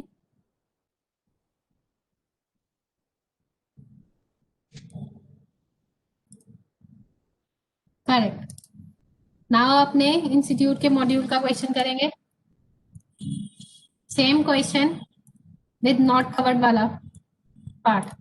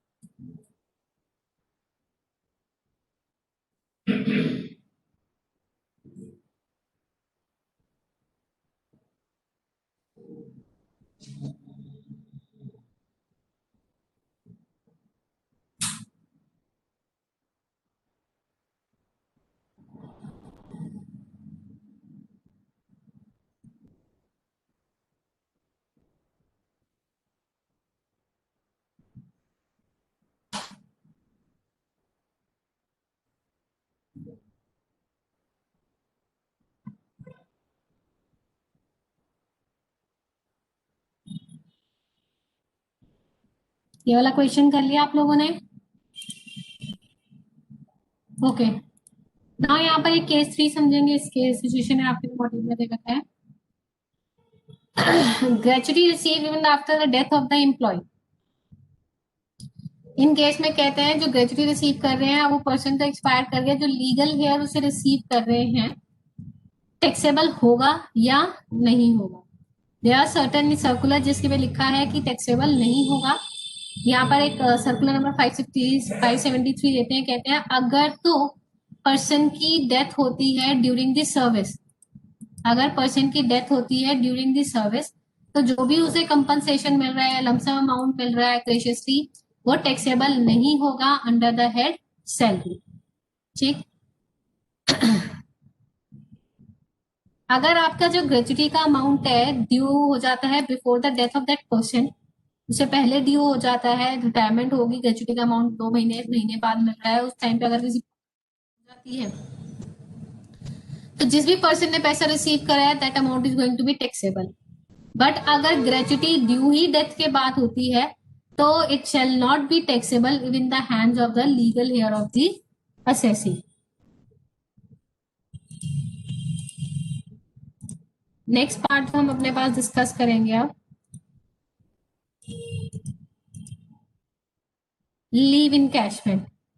इसको थोड़ा ध्यान से समझेंगे आप। Most probably this is going to be our last, नहीं प्रोविडेंट फंड भी कर रखा है। प्रोविडेंट फंड पहले कर लेते हैं, that will be quite easy. अगर आपके प्रोविडेंट फंड में पैसा डल रहा है, ठीक है, आप प्रोविडेंट फंड में पैसा डाल रहे हैं, रिकॉग्नाइज प्रोविडेंट फंड में पैसा जा रहा है तो जो एम्प्लॉयर का कंट्रीब्यूशन है अप टू 12%, फाइन। अगर 12% ऑफ सैलरी से ज्यादा डाल रहा है तो वो टैक्सेबल होगा in the hands of employee. Employee का कंट्रीब्यूशन जितना भी गया है that is be eligible under section 80C। 80C में वो एलिजिबल होगा डिडक्शन के लिए। इंटरेस्ट इन कंट्रीब्यूशन के ऊपर से रख के नहीं बैठ जाता है एम्प्लॉयर, इसको उसको इंटरेस्ट भी देना पड़ता है। अगर वो इंटरेस्ट दे रहा है अप टू 9.5% पर एनम तक का, फाइन। अगर उससे एक्सेस में दे रहा है वो टैक्सेबल होगा। ठीक है। अनरिकॉग्नाइज्ड प्रोविडेंट फंड में अगर एम्प्लॉयर का कंट्रीब्यूशन जा रहा है वो टैक्सेबल नहीं होता, कुछ भी नहीं करना आपने। एम्प्लॉय का जो कंट्रीब्यूशन है उसको 80C की रिडक्शन भी नहीं मिलेगी, इंटरेस्ट भी उसकी इनकम नहीं बनेगा। ये statutory provident fund generally government employees के लिए होता है। इसमें अगर एम्प्लॉयर ने पैसा डाला फुल्ली एग्जाम्प्ट होगा। एम्प्लॉय ने जो कंट्रीब्यूशन करा 80C में एग्जाम्प्ट होगा, 80C में डिडक्शन मिल जाएगी। इंटरेस्ट जितना भी मिलेगा पूरा एग्जाम्प्ट रहेगा। यह आता है public provident fund. Public provident fund generally हम लोग अपनी सेल्फ इन्वेस्टमेंट करते हैं तो उसमें एम्प्लॉयर कंट्रीब्यूशन का कोई रोल नहीं होता। जो पर्सन है वो खुद से अपनी तरफ से कंट्रीब्यूट अगर कर रहा है पीपीएफ में, एम्प्लॉयर का कोई रोल नहीं है तो वो भी 80C के लिए एलिजिबल रहेगा। इंटरेस्ट जो मिलता है पब्लिक प्रोविडेंट फंड पे वो पूरी तरह से एग्जाम्प्ट होता है। अब आता है जब ये पैसा मिलेगा, जब ये पैसा मिलेगा in case of recognised provident fund there are certain condition, हमने पहले भी एक बार डिस्कस करी हुई है। अगर तो कंडीशन फुलफिल हो जाती है तो जो पैसा मिलेगा रिकॉग्नाइज्ड प्रोविडेंट से वो सारा का सारा एग्जाम्प्ट होगा। ये वाला अमाउंट अनरिकॉग्नाइज्ड प्रोविडेंट फंड का पूरा अमाउंट टैक्सेबल होता है, ये अमाउंट पूरा एग्जाम्प्ट होता है और ये अमाउंट भी एग्जाम्प्ट होगा। अब जो फर्स्ट केस है रिकॉग्नाइज्ड प्रोविडेंट फंड वाला, इसमें जो कंडीशन है सबसे पहली कंडीशन ये कहते हैं कि भाई अगर आपने 5 साल की सर्विस कंप्लीट कर ली है उसके बाद में यहाँ से पैसा निकाल रहे हो तो एग्जाम्प्ट होगा फर्स्ट थिंग। अगर आप 5 साल की सर्विस कंप्लीट नहीं कर पाते ड्यू टू द रीजन कि भाई आपकी परमानेंट इलनेस आ गई है, एम्प्लॉयर ने अपना बिजनेस डिसकंटिन्यू कर दिया है, या ऐसा कोई रीजन है जो beyond the control of the employee है, इन दैट केस अगर आप 5 साल से पहले पैसा विड्रॉ कर लेते हो, 5 साल की सर्विस कंप्लीट करने से पहले पैसा विड्रॉ कर लेते हो तो उस केस में भी एग्जम्पशन आपको मिलती है। प्लस आप ये जो रिकॉग्नाइज्ड प्रोविडेंट फंड से पैसा निकाल रहे हो, एक एम्प्लॉयर के यहाँ से पैसा निकाला और दूसरे एम्प्लॉयर में उसको एज इट इज डिपॉजिट कर दिया, ऑल्दो आपने 5 साल की सर्विस नहीं कंप्लीट करी तब भी वो पूरा का पूरा क्या हो जाएगा, एग्जाम्प्ट हो जाएगा। ठीक। अब जो अनरिकॉग्नाइज्ड प्रोविडेंट फंड वाला केस आता है, इस अनरिकॉग्नाइज्ड प्रोविडेंट फंड में जो भी एम्प्लॉयर का कंट्रीब्यूशन मिलता है इसे, वो सारा का सारा सैलरी हेड में टैक्सेबल होगा। ठीक है, एम्प्लॉय कंट्रीब्यूशन का कुछ नहीं होगा क्योंकि ऑलरेडी वो सैलरी के नाम पे टैक्सेबल हो चुका है कि सैलरी का एक पार्ट कट होता है ना, तो एम्प्लॉय वाले का कुछ नहीं होगा। जो एम्प्लॉयर कंट्रीब्यूशन है वो सारा का सारा सैलरी में टैक्सेबल होगा। इस एम्प्लॉयर कंट्रीब्यूशन पे जो इंटरेस्ट मिला है वो भी सैलरी के हेड में ही टैक्सेबल होगा। एम्प्लॉय कंट्रीब्यूशन पे जो इंटरेस्ट मिलेगा वो इनकम फ्रॉम अदर सोर्सेज में जाएगा।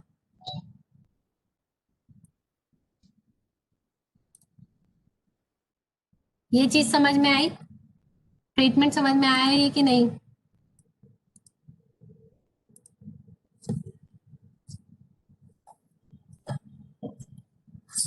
प्रोविडेंट फंड का ट्रीटमेंट समझ में आया आप लोग को?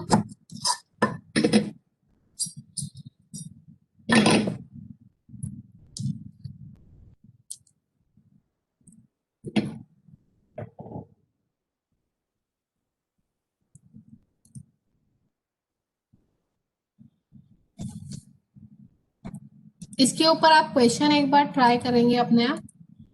मैं लीव इनकैशमेंट पे लेके चलना चाहूंगी आपको ताकि आज की क्लास का ये टॉपिक कंप्लीट हो जाए।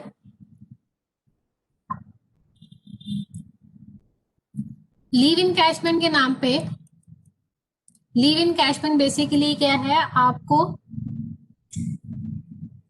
छुट्टियां दी जाती हैं ये एक साल में आप कितनी छुट्टी कर सकते हो, महीने में आप कितनी छुट्टी कर सकते हो, जो उसमें पेड लीव भी रहती है, कुछ कैजुअल लीव रहती है। पेड लीव्स वो लीव्स होती हैं कि अगर आप उनको नहीं करोगे अवेल, तो क्या मिलेगा आपको, पैसे मिल जाएंगे। कैजुअल लीव अगर आपने ली तब भी एक बात है, नहीं ली तो भी एक बात, उसका कोई आपको इंसेंटिव नहीं मिलेगा। जनरली लीव इन कैशमेंट इसलिए दी जाती है कि भाई इंप्लॉय जो है अननेसेसरी लीव्स ना ले, सिर्फ जरूरत के टाइम पे लीव कंसीडर करे। तो लीव इन कैशमेंट में आता है कि अगर तो ये आप during the period of your service, अगर आपको लीव इन कैशमेंट मिल रहा है, मतलब आपका जो एम्प्लॉयर है आपको एनुअल बेस पे लीव इन कैशमेंट के अमाउंट देता रहता है, तो अमाउंट पूरा टैक्सेबल होगा। कुछ एम्प्लॉयर ऐसे करते हैं कि नहीं, रिटायरमेंट के टाइम पे तुम्हें उन लीव्स के पैसे मिल जाएंगे, तो उसमें आपको एग्जम्पशन मिलेगी। गवर्नमेंट एम्प्लॉय के केस में देखेंगे फुल्ली एग्जाम। इसके अलावा कोई और एम्प्लॉय है तो तीन या तीन ही चार फैक्टर है, जो लोएस्ट होगा उसकी एग्जम्पशन मिलेगी। फर्स्ट फैक्टर बड़ा आसान है, 3 लाख की लिमिट। दूसरा फैक्टर भी, कितनी आपको ग्रेच्युटी रिसीव, सॉरी कितनी आपको लीव सैलरी रिसीव हुई है, वो दोनों पार्ट बड़े आसान है, इसमें हमने कुछ नहीं करना।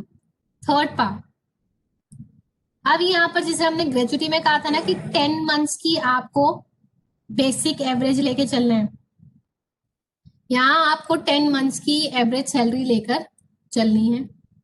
ठीक, जिसे हमने ग्रेजुएट में वर्किंग करी थी, पिछले 10 महीनों का हिसाब लगाओगे और सैलरी की डेफिनेशन बताऊंगी, सैलरी में क्या क्या देते हैं आपने। फिर नेक्स्ट आता है cash equivalent of unavail leaves based on the 10 months average salary to is credit at the time of retirement. यहां पर इसको लिखने का तरीका हम थोड़ा सा चेंज करेंगे, इसके ऊपर मैंने क्वेश्चन भी नहीं लिया है, आपके इंस्टीट्यूट के मॉड्यूल का क्वेश्चन ले लेते हैं। देखेंगे आपने इस तरीके से लिखना है, actual money receive 3 lakh, 10 months की एवरेज सैलरी, सैलरी के अंदर देखेंगे वही डेफिनेशन होगी, basic plus DA forming part वाला और परसेंटेज कमीशन। और यहाँ 10 मंथ्स की एवरेज सैलरी लेनी है ending on the date of retirement, जबकि हमने पीछे वाले केस में क्या करा था, जो पिछले महीने वहां से गिनती शुरू करती है। यहाँ पर आपने क्या करना है, अगर एक पर्सन 18 नवंबर को, जैसे क्वेश्चन ने कहा रिटायर हो रहा है, तो आपने यहाँ पर मंथ जो लेना है 18 नवंबर से बैक करके चलेंगे, जिसे यहाँ पर आएगा 19 जनवरी टू 19 फेब, फिर 19 Feb to, sorry 19 January to 18 Feb, फिर 19 फेब टू 18 मार्च। इस तरीके से आपने 10 मंथ्स की कंप्यूटेशन करनी है। ठीक है, basic plus DA forming part और परसेंटेज फिक्स कमीशन वाला। अब यहाँ पर जो लास्ट पार्ट आता है, यहां हमने लेनी है इसकी, आपको ये डॉग नहीं दिख रहा,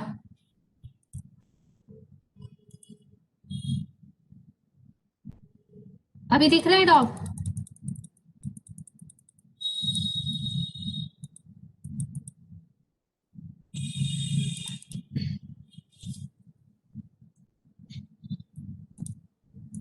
जो इस पे थर्ड पॉइंट आता है,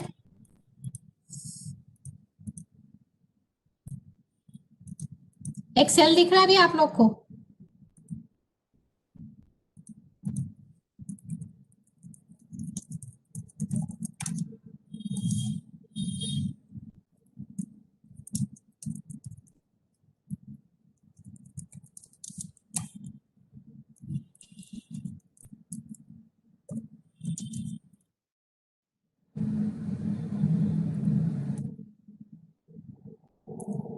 अब यहाँ पर हमें क्या चाहिएगा, फर्स्ट तो 3 लाख का अमाउंट हो गया, लीव कितनी मिली, लीव का एनकैशमेंट का अमाउंट जो रिसीव हुआ वो लिखेंगे। ठीक है, फिर हमने कहा 10 मंथ्स की एवरेज सैलरी ले लो, वो भी ले ली। अब कह रहे leave at the credit, leave at the credit into average salary divide by 30। अगर आपकी एवरेज सैलरी पर मंथ में निकाल, पर मंथ में यार, जो लीव्स हैं आपकी, अगर लीव्स मंथ में है आपकी, तो डिवाइड बाय 30 मत करना है इसको, डेज में होगी तो करके चलना, यहाँ पर इस चीज का मतलब मैं समझाती हूँ कैसे होगा। लीव एट द क्रेडिट का मतलब कितनी छुट्टी आपके पास बची है, वो कैसे निकलेगी। सबसे पहले आप देखोगे कितनी लीव्स के लिए आप एंटाइटल्ड हो, कितनी लीव्स मिलनी चाहिए। जैसे कंपनी की पॉलिसी है कि आपको 20 लीव्स मिलेंगी, ठीक है। आपकी 10 मंथ्स 10 ईयर्स की सर्विस कंप्लीट हुई है, तो आप कितनी लीव्स के लिए एंटाइटल थे, 200 लीव्स के लिए एंटाइटल थे। लेस कितनी लीव्स आपने अवेल कर ली, लेट्स से आपने 50 लीव्स अवेल कर ली। लेस अगर कुछ इन कैश हो चुकी है, लीव इन कैश हो चुकी है आपकी, 10 लीव्स इन कैश हो चुकी हैं। रेस्ट अब आपके पास लीव एट द क्रेडिट कितना बचा, अब आपके पास लीव कितनी बचती है,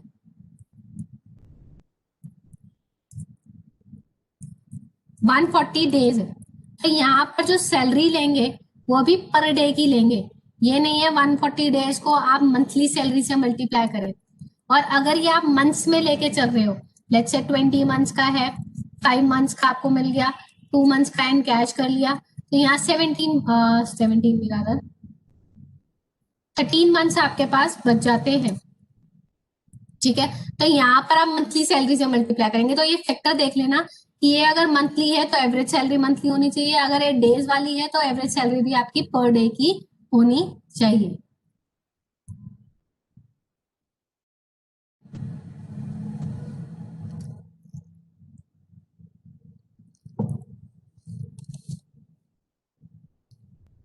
इलस्ट्रेशन 5 देखेंगे।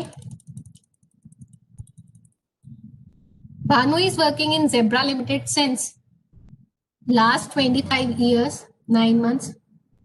Company allows 2 month leave for every completed year of service, तो 9th मंथ को आप इग्नोर करेंगे। First of all, during the month he availed 20 months leave.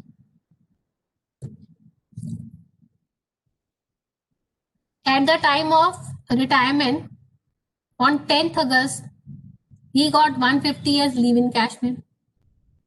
उस दिन पे इसकी बेसिक सैलरी 5000 पर मंथ थी, डीए 2000 पर मंथ था, कमीशन 5% फिक्स थी, 5% और turnover plus 2000 per month fix थी। टर्नओवर इफेक्टेड बाय इस पर्सन से 5 लाख की हुई है, 5 लाख का 5% निकालेंगे और इवनली हम 12 मंथ्स में डिवाइड कर देंगे। Banu got an increment of 1 lakh from 1st Jan 2019 in basic and 500 in DA. Compute his leave encashment salary. तो यहाँ जो फर्स्ट फैक्टर्स हैं, जो पहले दो फैक्टर हैं वो तो 3 अमाउंट जो रिसीव करे 1,50,000, 3 लाख का जनरल क्राइटेरिया। दो पार्ट्स निकालने हैं हमें, 10 मंथ्स की एवरेज सैलरी निकालनी है। तो इस चीज का ध्यान रखेंगे जब हम 10 मंथ्स की एवरेज सैलरी करेंगे। रिटायर हुआ था 10 अगस्त को, ठीक है। तो 10 डेज अगस्त के सैलरी के लिए डीए फॉर्मिंग पार्ट वाला है,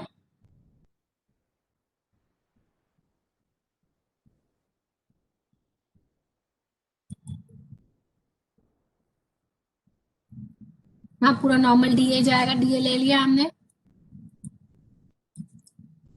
कमीशन 10 मंथ्स की निकाल ली पूरी तरह से। अब यहाँ पर अगस्त के 10 डेज, जुलाई पूरा, जून, अप्रैल, मार्च, फेब, जैन, 19, दिसंबर, नवंबर। अब जो अक्टूबर है, जो हम बैकवर्ड लेके चल रहे हैं 10 मंथ्स के लिए, जब 1 2 3 4 5 6 7 8 9, और जो हमारा ये पीरियड कंप्लीट होगा 10th अक्टूबर को, 10th भी नहीं, रादर 11th 10th को हो जाएगा रादर। तो 21 डेज की सैलरी आपकी अक्टूबर की आएगी। पूरा सम अप करेंगे तो यहाँ पर एक काम आपके पास एक्स्ट्रा बढ़ जाता है कि ये कंप्यूटेशन करने का।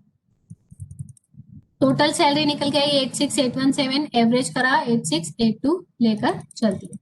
हमने फिक्स वाली को इग्नोर करना है, वहां रोल्स का कुछ नहीं है। तो हमारे फैक्टर देखें किस तरीके से आएंगे, 150, 3,86,80 इंटू 10 मंथ्स का जो ले रहा था ले लिया। नाउ हमें क्या चाहिए, leave at the credit. Leave हमारे पास कितनी है, अब यहाँ पर सैलरी पर मंथ की है 8682, इसका ध्यान रखेंगे। और जो हमें लीव्स भी दे रखी हैं वो भी मंथली बेस पे ही दिए हुए हैं, मंथली बेस पे दिए हुए हैं। तो यहाँ पर लीव्स हमें कितनी मिलनी चाहिए? 2 मंथ्स की लीव मिल रही है 25 ईयर्स के लिए। कितने मंथ्स की लीव होगी? 50 मंथ्स की लीव होगी। उसने अवेल कितनी करी है? 20 अवेल कर ली है। 20 अवेल करी है तो हमारे पास बची कितनी? 30 मंथ्स की लीव अवेल।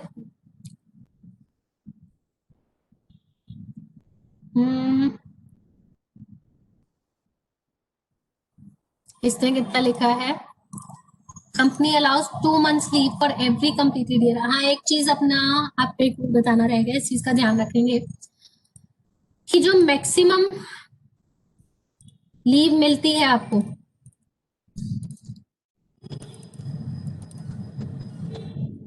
यहाँ नोट में लिखा था, leave entitlement not exceed 30 days for every year for actual service. अभी यहाँ पर ये 2 मंथ्स की दे रहा है। 2 मंथ्स की मतलब 60 days हुए। 2 मंथ्स की मतलब कितना हो गया? 60 days हुए। हम मैक्सिमम टू मैक्सिमम कितनी लेके जाएंगे? हम मैक्सिमम टू मैक्सिमम कितनी लेके जाएंगे? 30 डेज। 30 days means 1 month. तो यहाँ पर इस चीज का ध्यान रखेंगे, जैसे इस क्वेश्चन में भी है कि अगर आपका 2 मंथ्स यानी एक्सेस ऑफ 30 डेज मिल रहा है तो आप एक्सेस वाले को इग्नोर कर देंगे। आपने लीव एट द क्रेडिट कितनी लेनी है? 30 डेज के हिसाब से, यानी नहीं 1 मंथ के हिसाब से लेना है। 25 × 1 आपकी लीव एंटाइटल्ड हुई। ही अवेल 20 मंथ्स की लीव। ही अवेल 20 मंथ्स की लीव। 25 - 20 हमारे पास बचा कितना? 5 मंथ्स। और 5 months into monthly salary of 8682।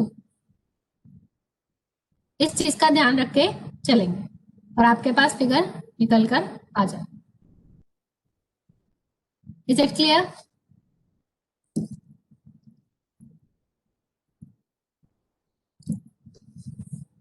ये 30 डेज वाला पार्ट क्लियर हुआ? नहीं, आपको मैक्सिमम कितनी लेके चलनी है?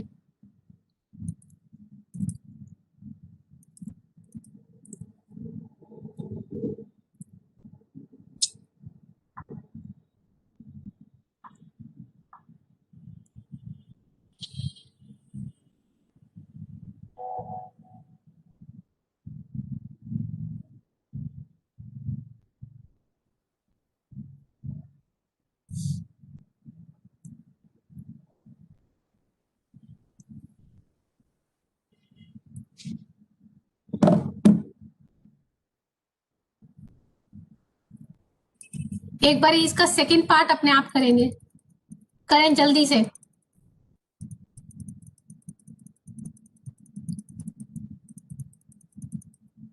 अगर यहाँ पर 20 की जगह इसने 2 मंथ्स की लीव ली होती तो आपका आंसर क्या आता?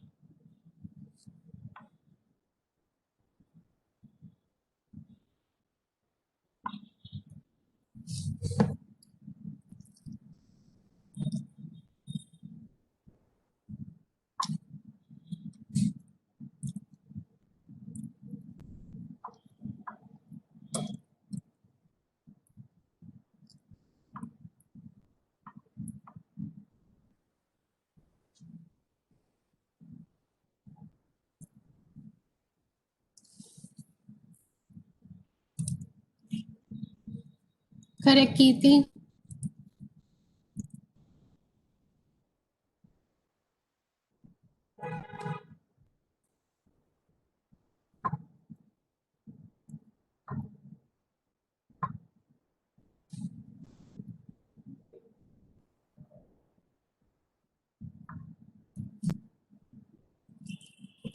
बाकी बच्चे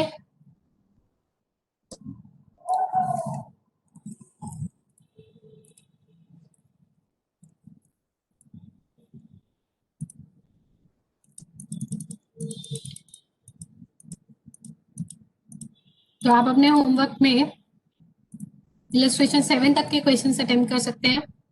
रिट्रेंचमेंट तो we have not discuss yet. Fine Ayush. Allowances वाला पार्ट आप करेंगे. इलस्ट्रेशन 8, 9, 11, 12, 14. आप पर्क्स से ऊपर वाले टॉपिक सारे कर सकते हैं अपने पास. नेक्स्ट क्लास में भी अगर होती है तो we are going to do perquisites.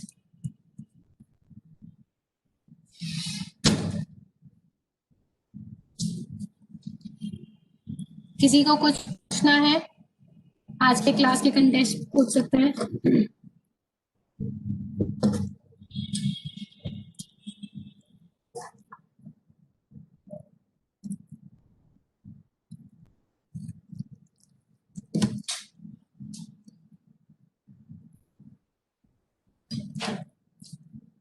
Welcome Dilip.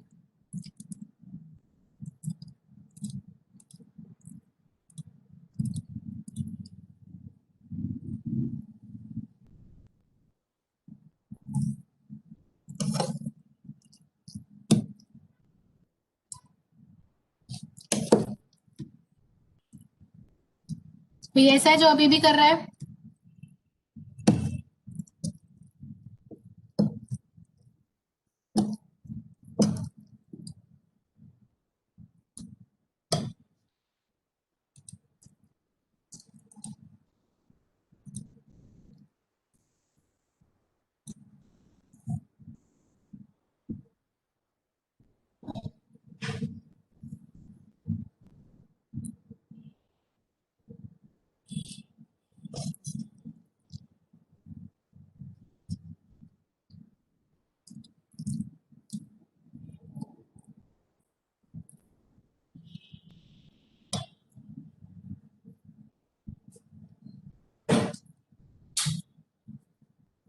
Okay then. कोई क्वेरी नहीं है अगर आप लोग की, तो I am leaving for the class.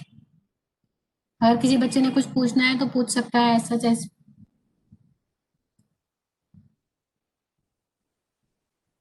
Okay then bye.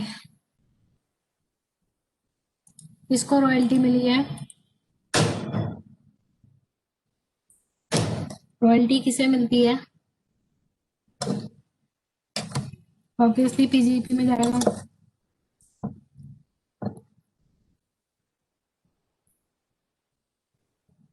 Yes Jatin.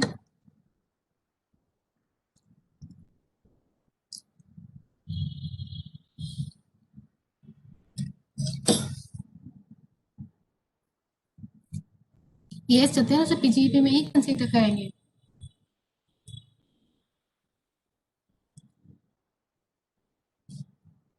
Is it okay Jatin? मेरी आवाज आ रही है कि नहीं?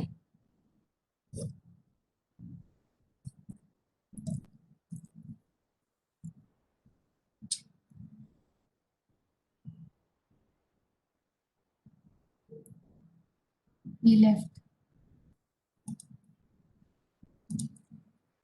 चलिए ओके बाय.